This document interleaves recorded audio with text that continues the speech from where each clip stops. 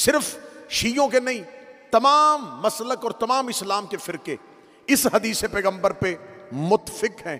कोई झगड़ा नहीं कि नबी ने कहा था कि मेरे बाद मेरे 12 औसिया होंगे, मेरे बाद मेरे 12 वसी होंगे, मेरे बाद मेरे 12 इमाम होंगे, मेरे बाद मेरे 12 खुलफा होंगे, मेरे बाद मेरे 12 जानशीन होंगे।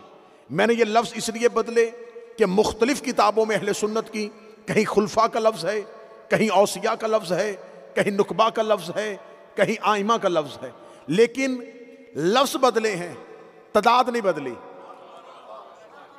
किसी हदीस की किताब ने कहा वो खलीफा होंगे, किसी ने कहा वो नुकबा होंगे, किसी ने कहा नहीं वो आइमा होंगे, किसी ने कहा वो औसिया होंगे। न किसी ने 13 लिखे, न किसी ने 14 लिखे, न किसी ने 11 लिखे, न किसी ने 4 लिखे। ये सब ने लिखा है तादाद 12 होगी, 12 की तादाद होगी। और फिर नबी की ये हदीस आगे चली कि उनमें से एक आखिर में आएगा जो दुनिया को अदल व इंसाफ से भर देगा जैसे वो जुल्म और जोर से भर चुकी होगी। यहां भी हर मुसलमान का अकीदा यह है कि आखिर में एक इमाम आएगा, नामे नामी इसमें ग्राम जिसका महदी होगा और वो मोहम्मद की नस्ल में से होगा। जो हमारे 11 को नहीं मानते वो भी हमारे 12वें को मानते हैं। हमारे 11 की इमामत के कायल नहीं है, लेकिन 12वें की इमामत के कायल है। अगर वो चाहते हैं कि नहीं 12वां इमाम है, अच्छा वो अली को इमाम नहीं कहते, मेहदी को इमाम कहते, यहां हजरत का लफ्ज नहीं लाते, यहां इमाम महदी आएंगे इमाम, लेकिन नामे नामी इसमें ग्रामी महदी होगा। ये सारे मानते हैं कि आखिर में एक आएगा। 11 इमामों को नहीं मानते, 12वें को मानते। तो मेरा उनसे सवाल है कि जिस दलील से तुम 12वें को मानते हो उसी दलील से हम 11 को मानते हैं। जो हमसे पूछे तुम्हारे पास अली की इमामत की दलील क्या है, हसन की इमामत की दलील क्या है, मेरा उनसे सवाल है तुम्हारे पास महदी की इमामत की दलील क्या है। जो दलील तुम्हारे पास 12वें की इमामत की है वही हमारे पास 11 की इमामत की है। और अगर आप कहते हैं कि हम 11 को मानते हैं लेकिन 12वें को नहीं मानते, यह हो ही नहीं सकता कि कोई इमाम हो और जमीन पे हो और उसने जाहिर होना हो। 11 को मानते हैं लेकिन 12वें को नहीं मानते, तो फिर मान लेना मासूम का हुक्म है।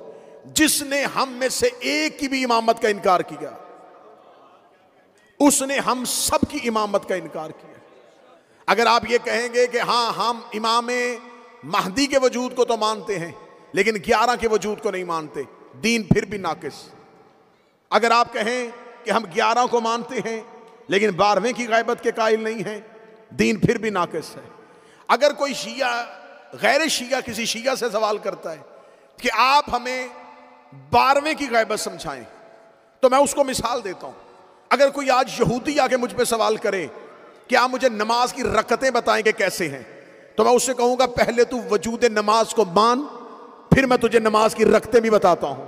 जब तू नमाज ही को नहीं मानता तो रकतों पे बहस कैसी? जब तू रोजे को नहीं मानता रोजे के वक्त पे बहस कैसी? जब तू काबे को नहीं मानता तो तवाफ पे बहस कैसी? इसका मतलब है कि पहले वजूद नमाज को मान, फिर मैं तुझे रकत पे दलील दूं। पहले तू वजूद ज़कात को मान, फिर मैं तुझे निसाब पे दलील दूं। पहले तू हुर्मत काबा को मान, फिर मैं तुझे तवाफ पे दलील दूं। अगर तूने गैबत पे बहस करनी है पहले गदीर को मान, फिर मैं तुझे गैबत पे दलील दूं।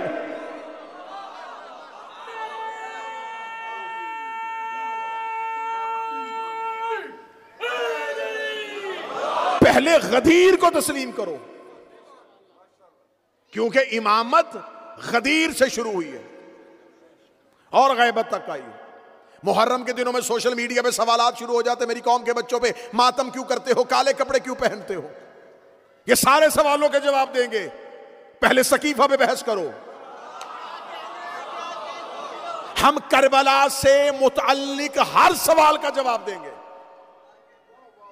हम मेहंदी क्यों निकालते हैं, हम जुलजना क्यों निकालते हैं, हम मातम क्यों करते हैं, हम रोते क्यों हैं, करबला से मुतअल्लिक हर सवाल का जवाब मिलेगा। शर्त यह है पहले सकीफा पे बहस करो। मजहब इस्लाम के पास दो रस्ते हैं, इस्लाम के फिरकों के पास।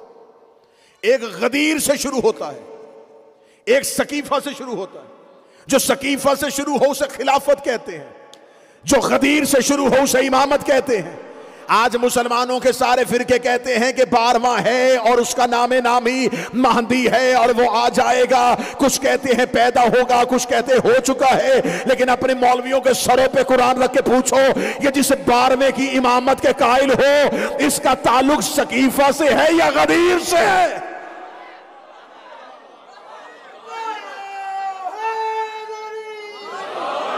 इमाम आसर की इमामत का ताल्लुक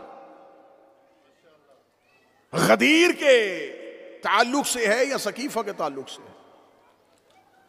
रसूल की हदीस है अहले सुन्नत की किताबों में कि अगर क़यामत आने में एक दिन रह जाए और इमाम का ज़हूर ना हो, अल्लाह उस एक दिन को इतना तवील करेगा जब तक महदी का ज़हूर नहीं होगा। क़यामत आ ही नहीं सकती, इसलिए कि शर्त है उम्मत के आमाल की इमामत में छुपी हुई।